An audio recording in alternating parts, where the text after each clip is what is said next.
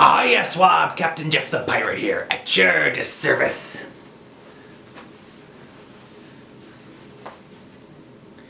Welcome to Captain Jeff Reviews and Questions Adventure Time. Now, this be a special review. I'm going to be trying to get all 8 episodes of the Elements special in one shot. So, please bear with me. Alright, so Elements was just a 8-part series. 2 episodes from Monday through Thursday that just happened. We got the episode Orb as a bit of a prequel beforehand, which was kind of a... But now, we actually have the main episode. I had to take some notes on my phone, so I'm going to be reading off that, so please bear with me. Okay, ready? Go. The first episode...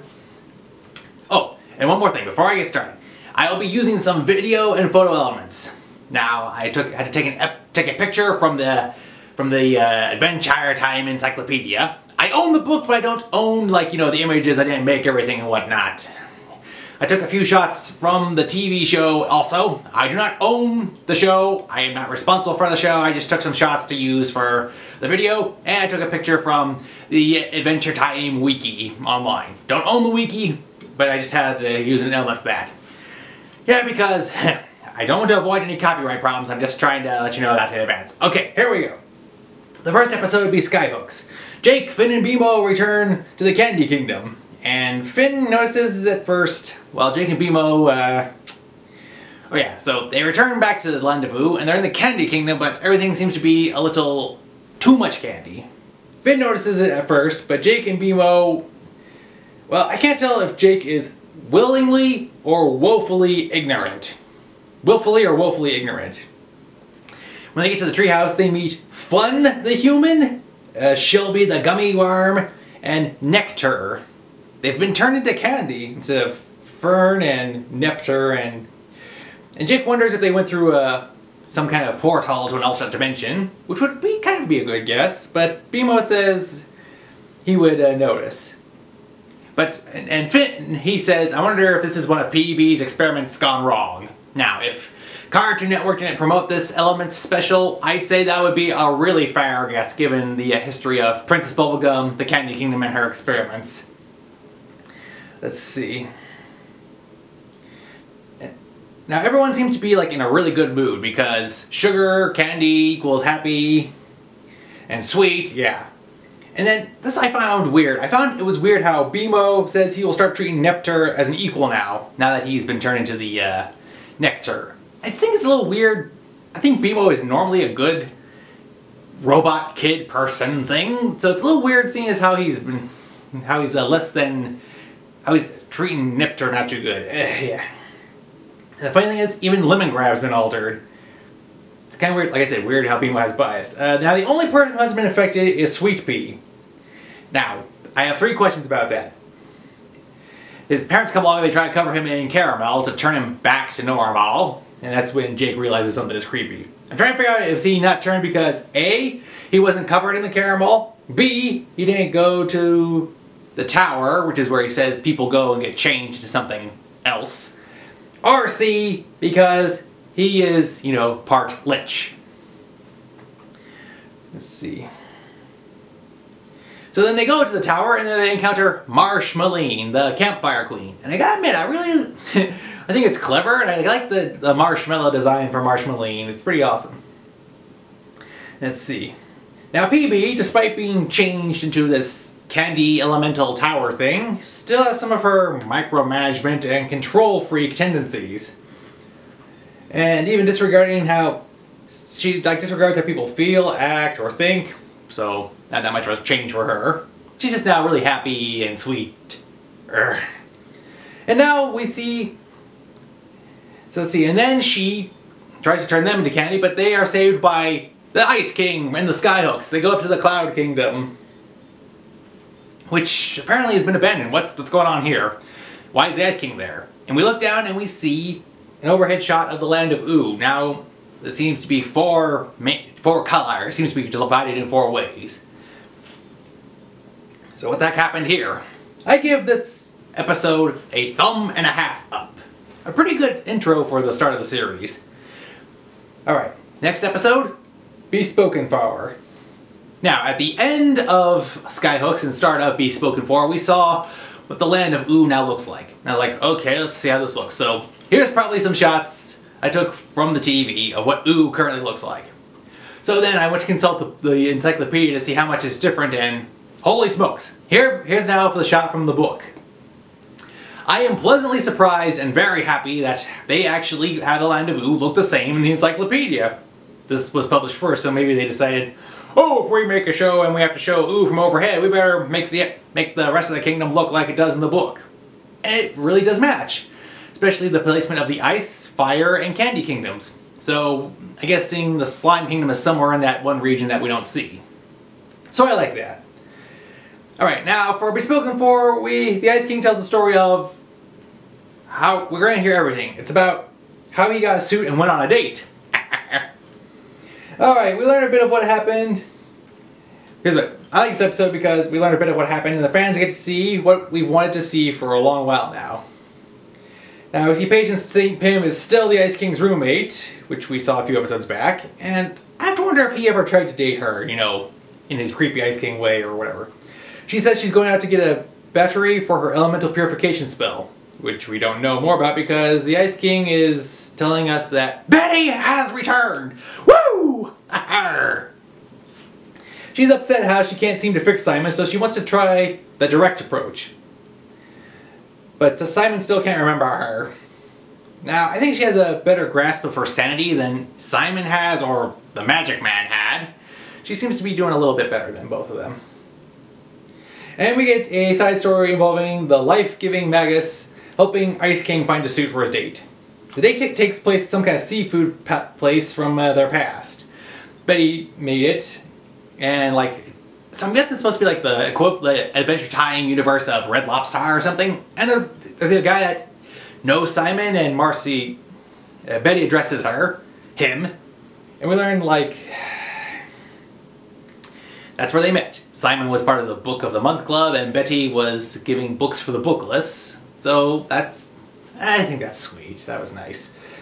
The date goes on, but then Betty freaks out because she can't accept Simon for who he is. She's trying to get him back to normal, but it's not working. So she speaks with Tiny Manticore, and she's now trying to accept him for who he is now, because turning back and working. Let's see. While hanging out with Ice King, Patience returns and freezes her in a block of ice and gets rid of her. She's going to use her for the magic battery. She was going to use some fairies, but then she saw Betty was more powerful. Then we see her march in the princesses, hypnotized by the fairies, and then she starts to cast the elemental spell. Let's see. Ice King then grabs Gunter and runs when there's a giant flash of light, and then, well, here we are now. So now Finn and Jake have gotten their first clue as to what has happened to the land of Ooh. And I think it's funny because the very last line of the episode, Jake says, I guess all we needed was a little patience. Very clever joke. Very good writing there. I liked this episode. Very good. Sure, we didn't get the full story of what's going on with the elementals, but yeah, we got to see Simon and Betty interact. And it was pretty good back. I liked it. Me, personally, I give this episode 2 thumbs up. It was a very good episode. Very good indeed. Alright, so the next episode would be Winter Light. Now, by this episode, I noticed that there's a pattern in the title cards. Seriously, if you go to the Adventure Time wiki, and if you start with Skyhooks, you'll start to see the pattern of what each title card is. It's very similar. You got you'll see it. Alright, so Finn, Jake, and the Ice King are going to the Ice Kingdom to try to save Betty. Now, when they get there, the kingdom is cold and dark. Yeah, so interestingly, we see... Alright, now here's a little fun fact I learned from the wiki. We see the Iceclops. We haven't seen him since an episode in the first season when we first met the Ice King. I think he's featured in the intro title cards, and they said he was from the original animated chart. We also see the Snow Golem from the episode Thank You. And here's what. Let's see. We see everyone seems to be cold and dark and sad and depressed, so apparently the elements also seem to have some level of control over people's emotions. So let's see. While there, we encounter Carol, who we haven't seen since the episode The Tower. First she was a liquid, then she was a gas, now she's a solid, so she's basically gone through all 3 stages of being water. Let's see. So let's see. Let's see. Now, and then when we get to the castle, the Gunters are all frozen solid in ice. They are like turned into ice. Kind of sad. Let's see. Let's see. Ice King is unaffected by this. Finn and Jake are each given sweaters. Finn is still getting cold, so Jake gives his. But then slowly we see Jake is starting to get colder and colder. He's growing an icicle on the top of his head. To which Finn says he's starting to look like one of his kids. Let's see. Now we see that the foxes, like Mr. Fox, and Choose Goose got caught in the Ice Kingdom expansion. So apparently they live somewhere in that region of Oo, and whatever gets caught in there becomes part of it. And they get some kind of a funny nickname. So now instead of Choose Goose, he's Choose Goose, like a sneeze. Let's see. Then we see Patient Saint's Pym reveals herself. She's now really, really tall, like in some elegant, fancy ice ball gown or something. And she tells what she did. She used a spell that was too powerful and made them too different. It distilled them into their, instead of the pure elementals, they are now monsters.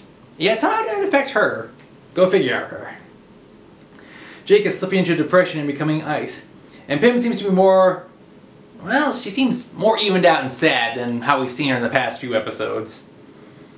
Let's see. And the Ice Palace was going to be a host for a party, but nobody came. And they find Betty. So let's see. They grab Betty and Jake and they are able to leave. And let's see. They get back to the Cloud Kingdom and return to normal. Betty is drained of magic, but the 4 kingdoms are still intact. So I guess they don't need her for that. Betty has a plan to use the Enchiridion. Jake says it was destroyed, but as luck would have it, Finn took the one from Farm World. Now, we never actually saw this. But hey, plot device. Betty gets the book and laughs. She's still crazy, you know. But now here's what. If Finn had the book for so long, has he bothered to read this one, unlike the last one? Seriously, he said the last Enchiridion he had, he just used to sit when the grass was wet. So did he actually bother to read this one? Alright, here are 2 shots. One shot shows the original Enchiridion cover from the wiki. The other shot is from the TV, and we see that the Farm World cover is different. I'm guessing slight changes, alternate worlds, blah blah blah. Good episode. I give a 1.5 up. Alright, the next episode, Be Cloudy. Betty is trying to come up with a way to save Oo. Finn is stressing out because he can't do anything, and Jake is trying to help him. Now, this episode, it has, let's see, little to no action, as Finn and Jake are split from the others in the Cloud Kingdom. But I like this because this episode is more about character development, which I think is pretty good. It shows how the show is growing and developing, and even how we're starting to get near the end, we can still have the characters change and feel and think different ways. Jake and Finn do some kind of barbershop therapy treatment. Jake pretends to be the barber and Finn's the customer, and then vice versa. Finn is bothered because he thinks the elemental stuff happened because he was selfish in trying to find the other humans. Now I have to, let's see. He also wonders if he secretly wanted things to go bad so Fern would fail. I have to admit, that's a pretty good and pretty big step for Finn. Now, he wanted to find out more about human heritage and whatnot. I don't think that was selfish of him, but because of this, he feels guilty by it. It's an interesting thing, and he's trying to figure out if he secretly wanted Fern to fail, because Finn's been the hero for so long. This is what he does. So, interesting question there. Let's see, but then we hear from Jake, and let's see. He's trying to keep Finn distracted, and even though he isn't happy with the situation also, and here's what, like I said, I thought Jake was woefully or willfully ignorant, but he's the big brother and he's trying to keep it all together. And he also was worried about Lady Radicore and his kids. He's afraid they're walking around as candy zombies now. But he tries not to show it. So I think that's good. It shows that Jake, even though he is a massive goof, it does show that he is trying to keep the situation under control also. Now this episode involves, you see a cloud with a door. It turns out to be a sky angler lard. I swear, whatever these lard things are, they're everywhere in this kingdom, I swear. Finn names it Cloudy. Ah, so that's where the title comes from. Then Jake has a great epiphany. It's a good... Here's what, they're on their way back to Simon and Betty, and they have Jake makes this great announcement. It's a good thing they were out of town, otherwise the same thing would have happened to them. And now that they're back, they have a chance to fix it. So yes, once again, so Jake does help bring in some of the wisdom. Like I said, I like this episode, very good character development. They get back to Simon and Betty now has a plan to fix AHOY. She's going to use the 3 jewels, the fire candy, and slime crowns. So we have now reached the halfway point of the Elements special. Like I give this episode a thumb and a half up. Not that much action, except for the lard trying to eat Jake. But yeah, like I said, this would be very good character development. I liked it. It showed Finn how he wants to be the hero, and if something goes wrong, he blames himself, and he's wondering if he secretly wished this or not. It shows a good level of maturity for Finn. It also shows the maturity of Jake, even though he's a complete goofball sometimes, and sometimes lacks focus. This was, I felt, a good step forward for him. Alright, we now have the plan, so first stop is Slime Central. So we be over the Slime Kingdom. Finn and Jake are going there, and they disguise themselves by covering themselves in slime. Ugh. Yeah, and they enter the kingdom. And Slime Princess, like the other princesses, is now huge. Only, let's see, PB was a tower, Patience St. Pim was some kind of ball gown queen, and now Slime Princess...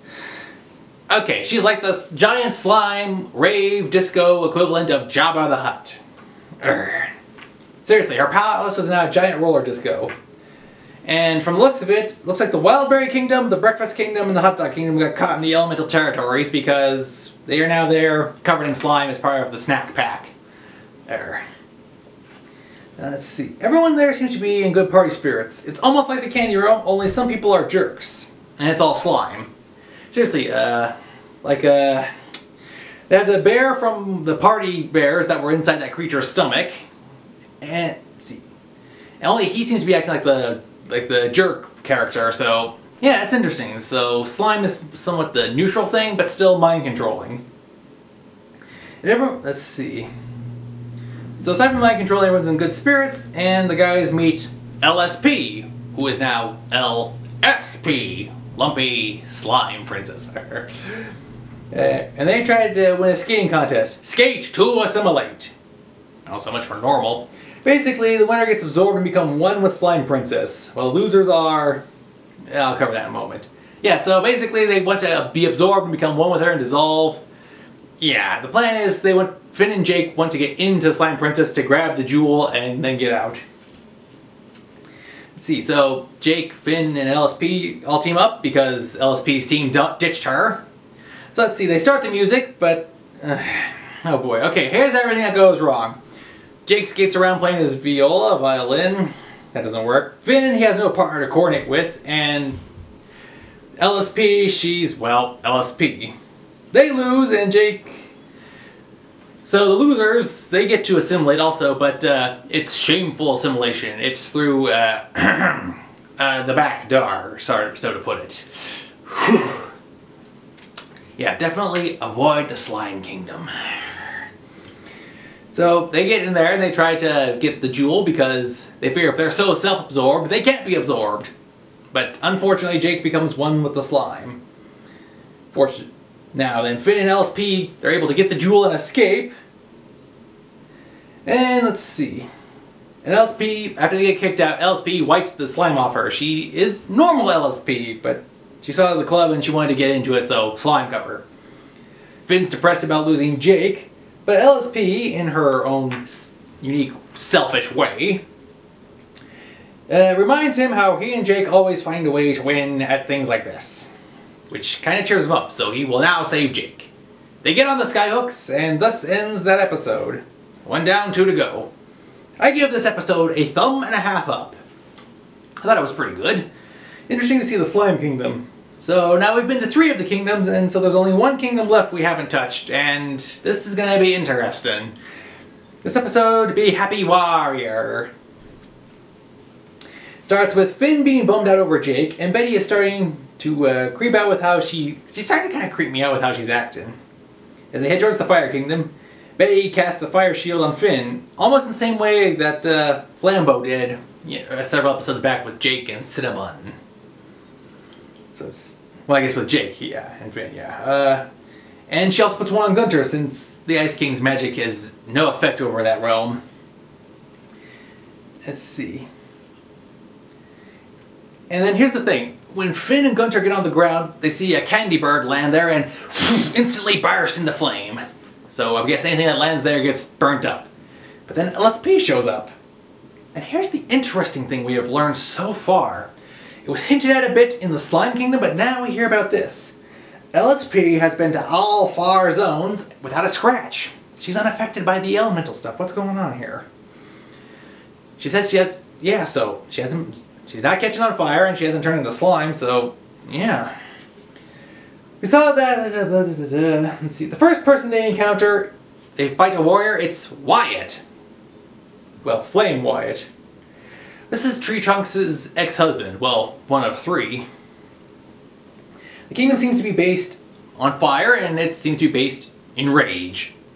Everyone seems to be in a really constantly angry and bad state, and you just, like, imagine the Hulk meets Johnny Storm, so, the Human Torch. Okay, so let's see. And then as they walk along, oh no. We encounter Lady Flame-A-Carn. So, Jake, it's a good thing you weren't here to see this, because it ain't a candy unicorn. This has an angry, enraged fire unicorn, Rainicorn. Good thing you didn't. Now the good news is that Cinnamon Bun and his dog, Jake 2, they are unaffected because of the heat spell. He seems to also be back to his common self. Like, here's what, we've seen Cinnamon Bun as his goofy self. When he got blasted by the heat, he became common. And then when PB stuck the spy camera in his head, he was kind of goofy there. And now he seems to be back to his common sense one. Let's see. And as the episode progresses, we see Finn is slowly turning to the rage. He's fighting it, but it's a hard process to keep suppressed. Let's see. Later on, we see a dragon, and it has the fire jewel in its teeth, and we find out it's Flame Princess. She's in full rage. Gunter first turns to the rage, and then we lose Finn. He succumbs to the rage, and everyone is now fighting everyone else just for the heck of it. LSP tries to get everyone to stop fighting and act more like the people in the Candy Kingdom, and this gives Flame Princess the idea to attack the Candy Kingdom. Now, I'm wondering if this is like a sub-effect of how she and Princess Bubblegum have interacted with each other in the past. Seriously. The Fire Kingdom and Candy Kingdom haven't exactly been on the best of terms. Seriously, Princess Bubblegum like took out their ancient guardians and had the Ice King lower the temperature so she could get in there. So, you know, it's not exactly they're on the best speaking terms. Let's see. Now, I kind of figured when Finn might be interacting with his ex, so this would also generate some problems for this. So, yeah, they now head to the Candy Kingdom. Cinnabon sees this and sees the only one that isn't affected was LSP. So, now it looks like the only ones who can save the Land of Vu are Cinnamon Bun, LSP, Simon, and Betty. Uh-oh. I think we might be in trouble here, folks. This episode, thumb and a half up. Yeah, you're starting to see a pattern here. There was like one really good episode, and the rest, these have all been good. I've enjoyed it, but like I said, only one has been 2 thumbs up, and the rest, well, 1.5 thumbs. So that means they're all really good. There's some level of consistency going on here. I'm liking that. Alright, next episode, let's see. Here we go. Hero Heart. LSP is trying to get Finn to calm down, but it's no avail. Nice King and Betty show up trying to figure out if they got the jewels. So yeah, see, that's how we start this. Fun and Lemon Pink see the group and try to give them ice cream pies and lemonade. It's not too effective. Let's see, Ice King and Betty are ineffective against the Fire Army. Ice King says, "You don't know me and I don't know you, but maybe together we're the only 2 people left in this crazy world to stop it. Or maybe the world's saying we're the ones that are crazy." A little on the nose there. Let's see. LSP watches both sides. So the fire army then meets up at the Candy Tower, and we see both sides fight. LSP is watching this, and she curses her Perrier jeans. So then, let's see. Marshmallow gets hit with a fire blast, and offers it. It melts part of her face, but she just yanks it off and gives it for LSP to eat. Kind of like the Marshmallow Kids from like the first time we met Susan Strong. Let's see. LSP then calms down, and she's like, okay, I have an idea. Let's see, where she gives her face, LSP eats some of it, calms out. So then here's what, Finn goes to try to slice Princess Bubblegum. LSP grabs some of Bubblegum, sticks it on Finn's face, it burns, and it takes him to his happy place. Now this will be interesting, we see what we see. We see the happy place, and we see his progression of emotions about how he's felt about Princess Bubblegum. We see how he loved her. We then see how he was scorned by her. We see the kid version of her. We then see that is then brushed aside, and then we see how he's managed to get to the friend spot, where he is happy with that. This was also noted in like the previous episode. He seems to be has gone through two relationships with Princess Bubblegum and with Flame Princess, and now he seems to be at a good spot of friendship and trust with them. So yeah, more character development and maturity for Finn there. Let's see. He manages to turn back into human, and then he grabs the jewel and then leaves. And then Princess Bubblegum, she begins to turn everyone into candy, including Flame Princess. Now I have to wonder, will this cause like some kind of imbalance in the four elements? Seriously, like she's now blasting all the fire people and turning them into candy, so once again she's trying to be in control of everyone and everything. Let's see, Flame Princess turns into candy and she spits up the jewel. And somehow LSP got hit by a candy turn and blast and she stays LSP. Let's see, now Finn gets all of the jewels and turns them to Betty, and then Betty runs off with the Ice King. Finn's been betrayed. He's been Betty-trayed! And now he's left surrounded by all the creepy acting candy people, both current and new. Yeah, once again, Princess Bubblegum is trying to micromanage and control everything. Surprise, surprise. But yeah, real surprise was how Betty turned in this episode. Thumb and a half up. Alright, we're on the home stretch, people. We're gonna make it. Final episode, Skyhooks II! The episode picks up from the end of the previous one, only it's from Simon and Betty's perspective. She knocks at Simon because she's like, I have to go with a new plan. Can't go around it, gotta go through it. Let's see. LSP saves Finn, and PB once again is trying to be in control of everyone and everything. She starts singing, and everyone within the range of her song turns into candy. First she's aiming it at the Slime Kingdom. Seriously, she's trying to control the entire land of Ooh, and she's messing with the far elements. Alright, quickly we cut back to Finn. He asks LSP why she's unaffected by the elements, and we see that her parents, in a flashback, are trying to explain to her how the lumps are combined of science and magic together in Ooh, and is like the source of balance and order. But of course LSP isn't interested. She is the anti-elemental. She's like the... yeah. Let's see, cut back. So then we jump to Betty. Her plan is to use the jewels and the Enchiridion. She will open a portal to go back in time and stop Simon from putting on the crown. She will get her Simon back, Ice King will cease to exist, and she thinks she could even stop the Mushroom War. While she's saying this, we cut to... and we see Prismo and the Cosmic Owl looking on, in shock. I wonder what that is all about. What's going on there? Foreshadowing of sorts? Let's see, Betty can't accept Simon as he is, and it's driving her mad. Cut back to Finn. He's trying to figure out how LSP and the lumps work. He's actually writing a chart in the dirt. And the funny thing is, one factor he has is that she is willfully ignorant. Like I thought for Jake.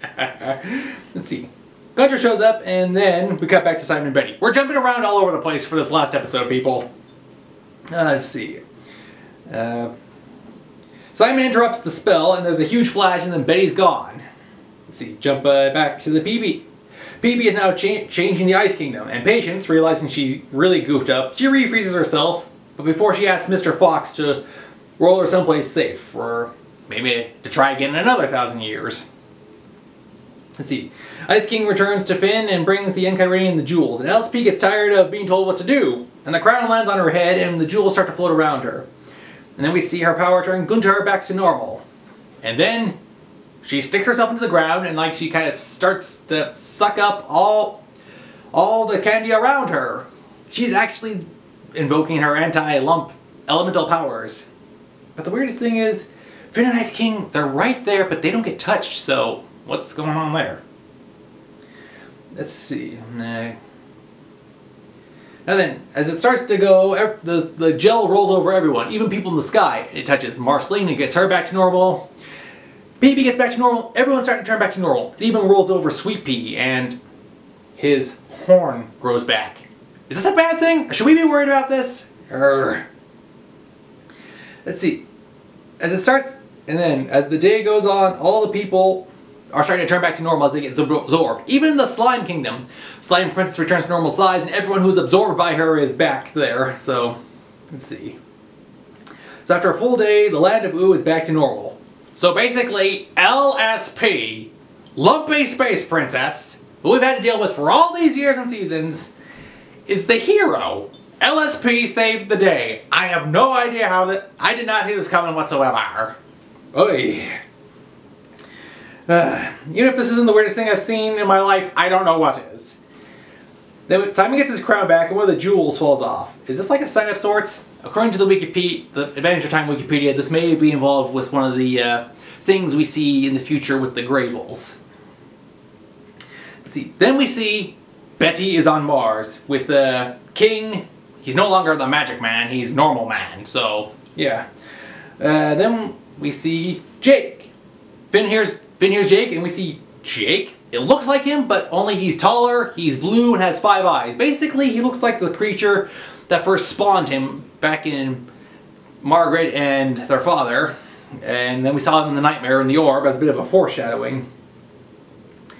But yeah, so yeah.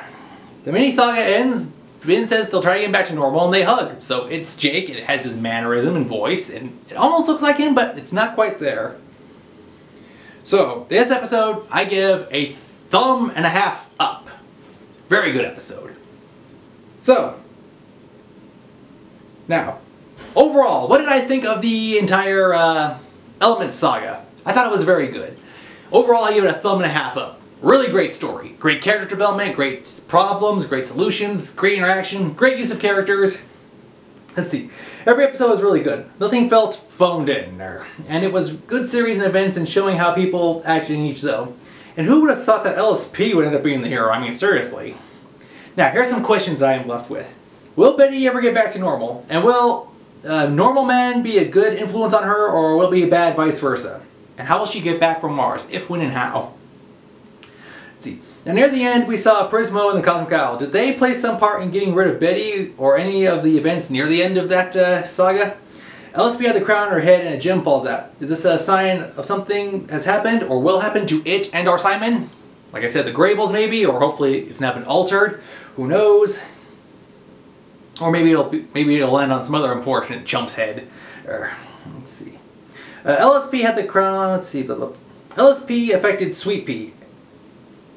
And his other horn grew back. Will this affect him or the Lich? Is everyone from Lumpy Space like the elemental equivalent of Bella Noche? Anti-magic, anti-elemental? I think so, yeah, so. Bella Noche was when we first got Simon back and met Marcy. Alright, let's see. Patient Saint Pym is the only one who's like still in her full elemental effect, and now she's gone back into hiding for the next 1,000 years. Or will we see her sooner? Like, is she back? Like, are they going to try to open her up again? Are they going to try to cure her? Are they going to try to get rid of her? What's going on there? Let's see. Is this the new official design for Jake, or will we get him back to his old look? Will the new look have any pros, cons? Like, will there be any side effects? Like, how many episodes are we going to devote to seeing the trials of Jake? Who knows? And now here's a note from the wiki. I got this from the Wikipedia when I was doing research for this episode. Why is Marcy still a vampire, and why is Jake now like he is? Here are my theories. Vampires and demons are a natural part of the world, or something involving how Marcy turned twice, or just how she has her demon powers.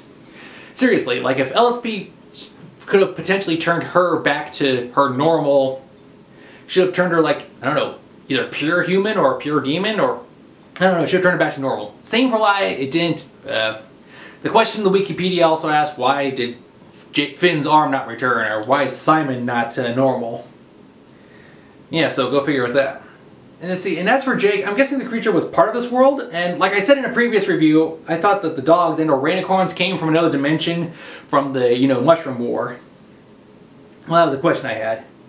Alright, overall, so sorry for how long this review was. I know it's long, so, great series. Great series overall. Let's see, great miniseries overall. Sorry for the delay in reviewing this and posting it. I wonder how this show is going to end overall. Alright, well that's all the time we have for this review. It was a long time, and I'm sorry about that, but like I said, it was great. Great seeing the elementals, so many characters, good story. Kind of felt like the orb thing was phoned in like a bit of a placeholder, like we don't want two miniseries back to back, we need something in between. Arr. But yeah, I really liked Elements. Really good episode, really good show. Until next time, it's been Captain Jeff reviewing a question adventure time, saying thank you for watching. Have a nice day, and as always,